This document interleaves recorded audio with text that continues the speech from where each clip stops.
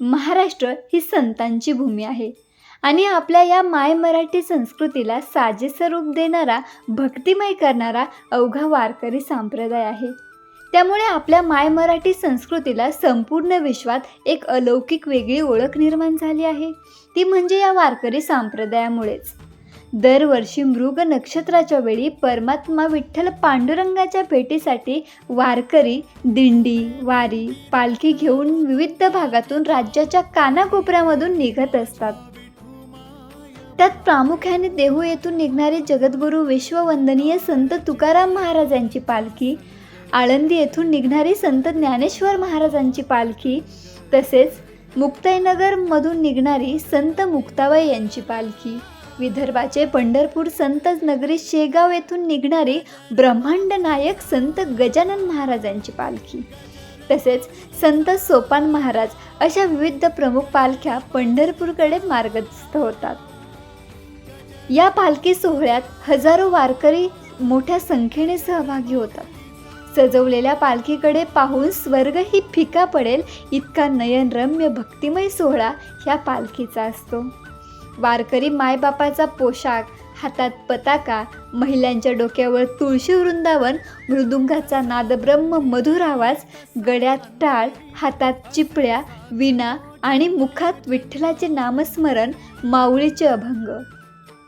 रस्त्याच्या कडेने शिस्तबद्ध चाललेली पायी वारी, डोईवरती निळे आभाळ, तालासुरात चाललेली ही वारी. पालखी हा दैदिप्यमान सोहळा जणू काही ब्रह्मांडातला अद्भुतपूर्व क्षण आहे. प्रत्येक पालखीत हजारो वारकरी. पालखी ही अतिशय शिस्त व लयबद्ध. वारकऱ्याच्या जेवणाचे पावलोपावली स्टॉल, आरोग्य पथक, सुरक्षतेसाठी पोलीस प्रशासन, माऊलीच्या पालखीच्या स्वागतासाठी रस्त्यावर रांगोळी, पेरणी पाण्याची चालू झालेली लगबग, अवणीवर पसरलेली हिरवळ, वारकऱ्यासोबत भक्तिमय होणारा पाऊस, आषाढी वारी, एकादशीसाठी सजलेलं विठ्ठल रखुमाईचं मंदिर. हा विलक्षण सोहळा जीवनातले सारे तीर्थ पूर्ण करणारा आहे. वारीतला प्रत्येक माणूस हा पांडुरंगाच्या भक्तिरसाने अगदी न्हाऊन निघालेला असतो. अनवाणी पाय, पण मुखात हरिनामाचा माऊलीचा गजर. पालखीची अविरत सेवा करणारे प्रमुख भक्त जे जीवापेक्षाही पालखीला जीव लावतात. सोबत असणारे पोलीस जवान हे पद विसरून पालखीत सामील होतात आणि दक्ष राहतात. आरोग्यदूत हे वारकऱ्यांची भक्तिभावाने तपासणी करतात. डोळ्याची पारणं फेडणारा माऊलींचा रिंगण सोहळा पाहून साक्षात पांडुरंगाचे दर्शन झाल्याचे सार्थक होते. पांडुरंग विठ्ठल मायबाप या वारीत पालखीसोबत प्रत्येक वारकऱ्याच्या रूपात आहे हा अनुभव येतो.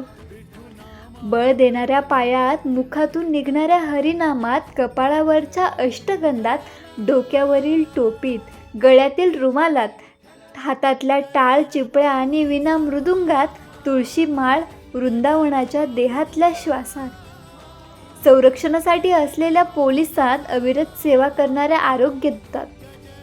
खऱ्या अर्थाने साक्षात परमात्मा पांडुरंगच असतो याची अनुभूती येते. संत तुकाराम महाराज ज्ञानोबांच्या माऊलींचा रिंगण सोहळा पाहून डोळ्यांची पारणं फिटतात. पांडुरंगाचे दर्शन झाल्याचे दिसून येते. आषाढी एकादशी हा लाखो भाविकांचा पालखी सोहळा पंढरपुरात दाखल होतो. चंद्रभागेच्या तीरी अवघा भक्तिसारण अलोट जनसागर उसळतो. चंद्रभागा ही पांडुरंगाची वारकरी होऊन जाते. परमात्मा पांडुरंगाचे रखुमाईच्या चरणाचे दर्शन घेऊन प्रत्येक वारकरी सुखी समाधानी झाल्याचे दिसून येतो. सगळ्यांच्या चेहऱ्यावर जीवनाचे, जगण्याचे, मोक्ष मिळवण्याचे दिसून येते.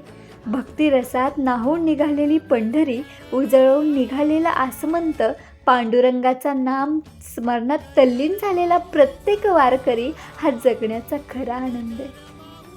आयुष्यात एकदा तरी पालखीत, वारीत, दिंडीत जाऊन आयुष्याचा खरा आनंद मिळवण्याचा, पांडुरंगाच्या भेटीचा हा अद्भुत सोहळा प्रत्येकाने घेतला पाहिजे.